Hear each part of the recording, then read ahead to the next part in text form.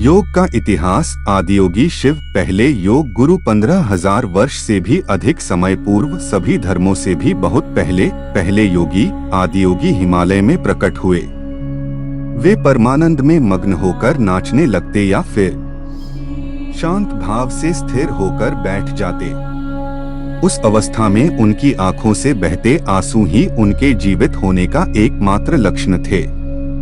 यह तो साफ था कि वह एक ऐसा अनुभव पा रहे थे जिसकी कोई कल्पना तक नहीं कर सकता था।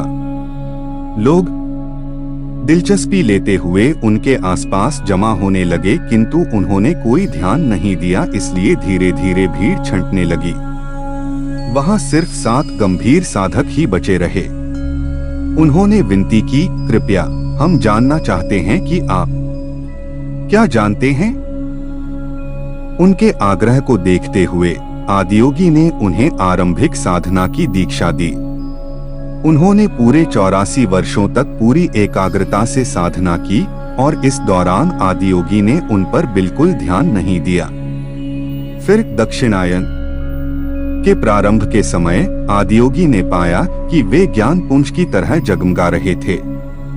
पूरे 28 दिन तक उनका निरीक्षण करने के बाद पूर्ण चंद्रमा की रात को उन्होंने अपने आप को प्रथम गुरु या आदि गुरु के रूप में बदल दिया।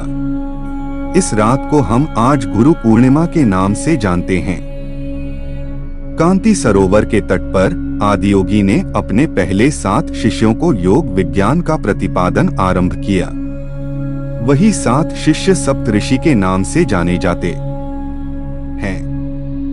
उन्होंने ऐसे 112 उपाय प्रस्तुत किए जिनके माध्यम से मनुष्य अपनी सीमाओं से परे जाकर अपनी अधिकतम संभावना तक पहुंच सकते हैं। आदियोगी ने व्यक्तिगत रूपांतरण के साधन दिए, क्योंकि यही संसार के रूपांतरण का एकमात्र उपाय है। उनका बुनियादी संदेश है, अंदर की ओर मुड़ना ही मनुष्यों के कल्याण और मुक्ति का इकलौता साधन है।